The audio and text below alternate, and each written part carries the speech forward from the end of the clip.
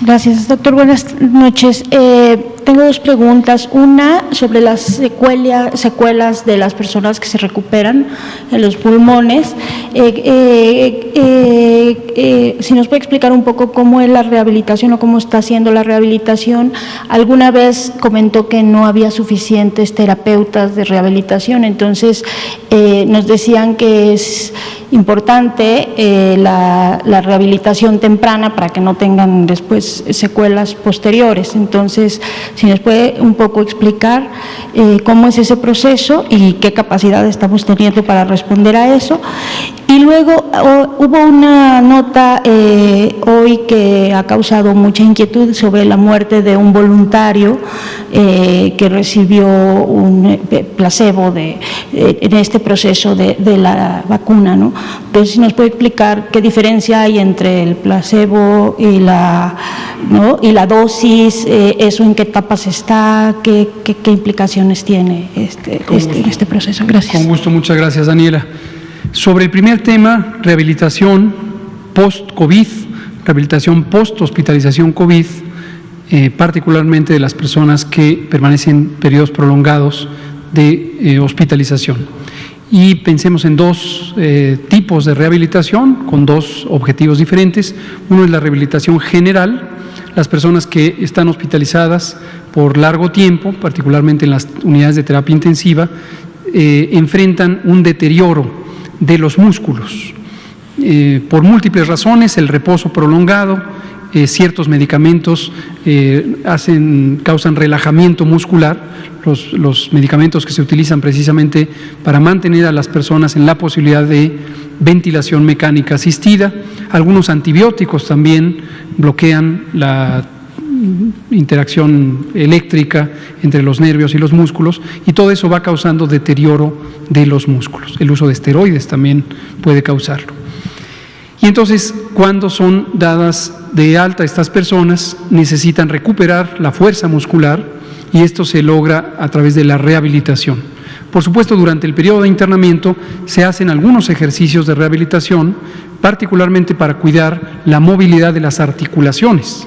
Una persona que permaneciera por semanas en completo reposo empezaría a enfrentar un fenómeno que se llama anquilosis, en la que se hacen duros, se hacen rígidos los ligamentos que están en las articulaciones, principalmente las articulaciones mayores.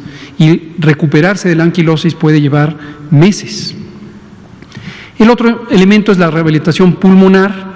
Efectivamente, la COVID-19 daña los pulmones, daña el tejido pulmonar y se sufre un proceso inflamatorio, se inflaman los pulmones, y esto va seguido de cicatrización, de reparación. Donde hay inflamación, después el organismo genera cicatrización, y esto es una cicatrización difusa, se desarrolla tejido fibroso en los pulmones. Desde luego, esto disminuye su capacidad de movilidad, la capacidad ventilatoria, pero también interfiere con el intercambio de oxígeno, porque hay segmentos de aislamiento entre la circulación y la parte del intercambio de aire en los pulmones. La última vez que comentamos sobre esto, que ha sido un elemento de gran interés, lo cual me parece muy apropiado, un periódico de circulación nacional puso un encabezado que decía: la Secretaría de Salud carece de capacidades para la rehabilitación. La nota fue relativamente veraz, pero me parece que no hizo justicia a lo que aquí se comentó, que es la realidad de que en el tiempo la Secretaría de Salud nunca ha desarrollado estas capacidades. Es decir, no es que en este momento, en este gobierno, durante la epidemia de COVID-19, no tengamos capacidades. Es que a lo largo de 40 años, por lo menos, nuestro sistema de salud nunca desarrolló capacidades. Entonces, es real, lo decimos, tenemos un sistema de salud con importantes insuficiencias derivado de que no se consideraron desarrollar las capacidades públicas, tampoco las privadas en algunos campos, a lo largo de 40 años. ¿Qué se puede hacer al respecto? Lo que hemos intentado hacer con la respuesta en general de COVID, cubrir esas insuficiencias de manera acelerada. Ahí está la reconversión hospitalaria, que nos llevó a aumentar más de 4 veces la capacidad de atención hospitalaria. Y hay retos más complejos y otros no tan complejos. Este es un reto complejo, porque se requiere no solamente infraestructura y equipamiento, se requieren personas profesionales del campo de la rehabilitación. Y cuando hablamos de rehabilitación pulmonar, es personal aún más especializado. ¿Qué tiene México? Tiene en el Instituto Nacional de Enfermedades Respiratorias, Ismael Cosío Villegas, el INER, una unidad especializada para esto, para la rehabilitación pulmonar. La tenía antes de la epidemia de COVID. Y la Fundación Teletón tiene también estas capacidades, se las ha ido desarrollando. Son insuficientes respecto a la necesidad, definitivamente son insuficientes respecto a la necesidad. Está claro que además la epidemia de COVID-19 es un fenómeno inusual de proporciones mayúsculas. Entonces, hemos estado trabajando con el INER y con la Fundación Teletón. El DIF, el Sistema Nacional DIF, tiene también establecimientos de rehabilitación y personal muy competente, y también ha contribuido a este esfuerzo. El doctor Ricardo Cortés, aquí presente, ha estado coordinando estos esfuerzos. Y tenemos pendiente en una sesión específica invitar a Fernando Landeros y a los compañeros del INER y al DIF. Y vamos a abordar este tema de manera específica. Muchas gracias, Daniela. Lo de la vacuna ha causado desconcierto, como lo causó previamente cuando hubo reacciones adversas a la vacuna, no a la vacuna. Personas que participan como voluntarios en los estudios de investigación clínica de las vacunas COVID tuvieron reacciones adversas. Que quede claro, no es reacción adversa a la vacuna. ¿Por qué decimos esto? Porque es común que las personas puedan tener ciertos eventos de enfermedad en su vida convencional, y esto puede ocurrir también en personas que están participando en un estudio. La clave es identificar si la frecuencia, la probabilidad, el riesgo de presentar estos eventos es diferente o no en las personas que participan en los estudios comparado con cualquier otra persona que no participe en los estudios. Si la frecuencia, la probabilidad es semejante, no hay razón directa para pensar que participar en el estudio, incluyendo recibir los dos productos, la vacuna o el placebo, implica un mayor riesgo de presentar reacciones adversas, incluida la pérdida de la vida por cualquier causa. En la noticia que nos ocupa hoy, efectivamente, en el ensayo clínico del laboratorio AstraZeneca, que se conduce en Brasil, se anunció que perdió la vida una persona. Se ha comentado que posiblemente es una persona que recibió no la vacuna en evaluación, sino el placebo. Esto no lo hemos logrado confirmar. Hemos estado en comunicación con AstraZeneca en México. Tengo pendiente una llamada con el doctor Alberto Hegevich, quien muy amablemente nos contactó. Él es el director médico de AstraZeneca y nos contactó para comentar al respecto, pero ya no pudimos entrar en esa comunicación. Pero el punto clave es que esto ocurra no es inusual, es esperable. Lo que es importantísimo es no confundirlo con una señal de evidencia científica de que la vacuna puede ser adversa. Eso solamente se sabe, insisto, cuando se hacen los análisis estadísticos para comparar la probabilidad de que eso ocurra en personas que están en el estudio contra lo que se esperaría en cualquier otra persona, y en particular de las dos ramas del estudio, hay unas personas que reciben la vacuna en evaluación y hay otras que reciben placebo. El placebo se considera una sustancia inerte, una sustancia que no tiene el efecto que teóricamente va a tener la vacuna, y es el punto de comparación. En el ensayo clínico de Astra, el placebo no es solución salina como puede ocurrir en la mayoría de los ensayos clínicos que están en curso. Aquí Astra decidió, en el diseño del estudio, compararlo con otra vacuna ya conocida, segura, eficaz, que es una vacuna contra el meningococo, contra Neisseria meningitidis, una bacteria que causa otro tipo de enfermedad. ¿Por qué decidió esto los científicos que elaboraron el protocolo? Porque se conoce que las vacunas pueden tener algunas reacciones secundarias, producir reacciones secundarias leves, como enrojecimiento del sitio de inyección, dolor, malestar, ocasionalmente fiebre de corta duración, y prefirieron hacer una comparación no contra un producto que se sabe no produce eso, que es la solución salina, sino contra otra vacuna que se conoce que, aunque es segura y eficaz, la vacuna contra la meningitis, contra el meningococo, se sabe que puede producir estas reacciones adversas. Es una comparación más informativa y por eso seleccionaron hacerlo así. Pero en conclusión, esto puede ocurrir y va a estar ocurriendo en los ensayos clínicos de vacunas COVID, de cualquier otro producto farmacéutico, y es importante no saltar a una conclusión errónea de que estos casos aislados significan una señal de que la vacuna pudiera ser insegura.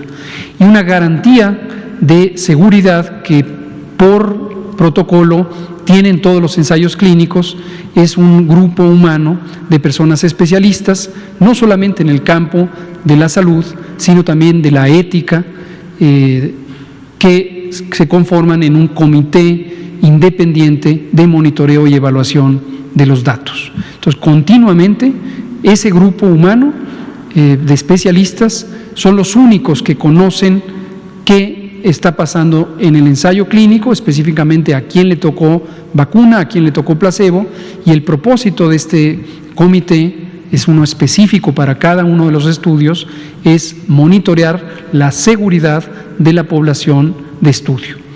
Entonces, eso da siempre la tranquilidad de que se está cuidando, por supuesto, la integridad y salud de las personas voluntarias que están participando en los estudios, pero también en general de la población en la medida en que cuidan que sea rigurosa la investigación. Muchas gracias, Daniela. Araceli Aranday, Canal 11. Muchas gracias. Preguntarle a la doctora Gabriela si de estos casos positivos de migrantes, ¿cuántos son niños, cuántos son adultos mayores y cuántos también de funciones? Preguntarle si también a este grupo están poniéndole la vacuna de la influenza. Y para el doctor Gatell, si fuera tan amable, ¿hay alguna alerta específica de la COFEPRIS por el retiro de la metformina? Hay algunas declaraciones que dicen que excede una sustancia que incrementa el riesgo de cáncer y es uno de los medicamentos recetados en el sector salud para controlar la diabetes en las personas. Quisiera saber su postura. También su postura sobre la inhabilitación que hace la Secretaría de la Función Pública, PISA y ADIMESA, si nos puede comentar algo al respecto.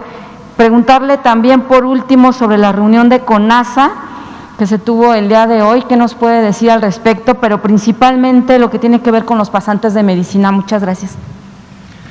Nos quedan 7 minutos, dudo que podamos abordarlo todo, pero sé que se la debíamos, hace mucho no le dábamos la palabra a Araceli Aranday de Canal 11. Abordaré las que me parecen más apremiantes. Respecto a la metformina y COFEPRIS, no tengo conocimiento que se haya emitido alerta sanitaria alguna en México. Sí sé que en el extranjero ha habido algunas alertas sanitarias respecto a una presunta vinculación del riesgo de cáncer y el uso de metformina. A reserva de que no haya sido yo todavía informado al respecto. No olvidar que COFEPRIS, aunque está ahora adscrita a la subsecretaría, tiene independencia técnica, tiene autonomía técnica. Esto es algo muy importante que intentamos preservar, justo contrario a las especulaciones que había de que íbamos a restringir la autonomía técnica de COFEPRIS. No es el caso, mantiene autonomía técnica. Pero está adscrita a la subsecretaría y desde luego está bajo mi supervisión. Hasta el momento no tengo conocimiento de que haya alerta alguna sobre metformina. Sobre PISA-DIMESA, se supo esta mañana que la Secretaría de la Función Pública, que muy atinadamente coordina y dirige la doctora Irma Heréndira Sandoval Ballesteros, resolvió sobre un expediente que provenía desde 2017, en la que diversas entidades denunciaron que estas dos empresas o alguna de ellas había participado en una falsificación de información. Esa es la resolución. Las evidencias no las conozco, pero se conoce por el comunicado de la Secretaría de Función Pública que estas denuncias empezaron en 2017 y que desde entonces se hace una muy cuidadosa investigación y que se procedieron a hacer audiencias, se respetó el derecho de audiencia, hubo un intercambio con las partes afectadas, tanto las partes afectadas por esa presunta falsificación como la parte inculpada, y que finalmente resolvieron. Considero como es una convicción de este gobierno y como de manera ejemplar la secretaria de la Función Pública, la doctora Sandoval Ballesteros, lo ha demostrado, que es imprescindible apegarse al respeto a la ley y que el combate a cualquier forma de manipulación de la ley que pueda resultar en actos contrarios al interés superior de la nación, incluyendo y destacadamente la corrupción, deben ser sancionados.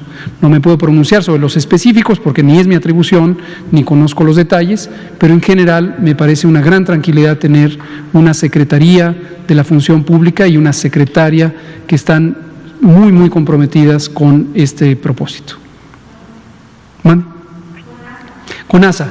En síntesis, la reunión del Consejo Nacional de Salud, que hoy tuvimos la sesión plenaria, ayer tuvimos la sesión de comisiones y el viernes próximo pasado tuvimos la sesión extraordinaria de la Comisión Consultiva de Salud Pública. Vimos varios temas que tienen que ver con el desarrollo del Sistema Nacional de Salud. Uno que fue preponderante fue el tema de COVID-19 y estuvimos tratando precisamente el avance en la implantación de la guía de uso óptimo de las instalaciones hospitalarias para la continuidad y calidad de la atención médica durante COVID-19 y la otra, la atención primaria de la salud en el contexto de COVID-19. Estas guías se formularon y son públicas, están en el portal Coronavirus hace varias semanas, algunas incluso más de un par de meses, y lo que estamos trabajando con las entidades federativas es que se siga impulsando los procedimientos de estas guías. Se resolvió en particular que hoy por la tarde enviaríamos una lista referencial de hospitales que, de acuerdo con sus indicadores, tienen un alto desempeño en términos de la calidad de la atención, para que las entidades federativas identifiquen el esquema de optimización de uso de los hospitales y que el lunes, al final se resolvió, el lunes próximo nos devuelvan la lista que proponen finalmente o resuelven tener. Esto se relaciona con lo que en su momento anunció el presidente hace un par de semanas, de que estamos trabajando para optimizar la atención médica y lograr reducir aún más la letalidad. Y hay dos elementos cruciales de esto. Uno es acudir tempranamente a los hospitales, el otro es garantizar que hay una adecuada atención y se usan las intervenciones tempranas como la oxigenación no invasiva, entre otras, para salvar la vida de las personas afectadas por COVID. ¿Pasantes médicos también es algo que se tocó en la...? No se tocó sobre pasantes médicos. Y sobre migrantes, nada más, perdón. Doctora. Sí, se les está aplicando la vacuna de influenza, así como completar el esquema de vacunación que les haga falta, y de igual forma tienen acceso inclusive a tratamientos que ya están dentro del programa de la subsecretaría. Además, en relación a las edades, únicamente el 11% de la población migrante positiva engloba el grupo poblacional de niñas, niños y adolescentes, teniendo un total de 574, entonces serían aproximadamente 60 personas, y en relación a adultos mayores de 60, 65 y más, es aproximadamente el 22% de la población que traemos positiva en este grupo poblacional. Muchas gracias. Por cierto, que en este esfuerzo quiero reconocer que ha sido muy gratificante trabajar con el director ejecutivo del Sistema Integral para la Protección de Niños, Niñas y Adolescentes, el licenciado Ricardo Bucio Mújica y su equipo de trabajo, y ha sido muy satisfactorio esto, que nos ha permitido anticipar eventos y también mejorar la atención a las personas migrantes. en particular niños, niñas y adolescentes. Sí, en cualquier unidad médica, inclusive se tienen convenios con las unidades, con las entidades federativas a nivel local, y se les da incluso atención a nivel privado cuando se requiere, sobre todo traslados de urgencia, atención de segundo y tercer nivel. Muchas gracias. Pues son las 20 horas en punto. Nos vemos mañana. Ya empezamos con usted mañana.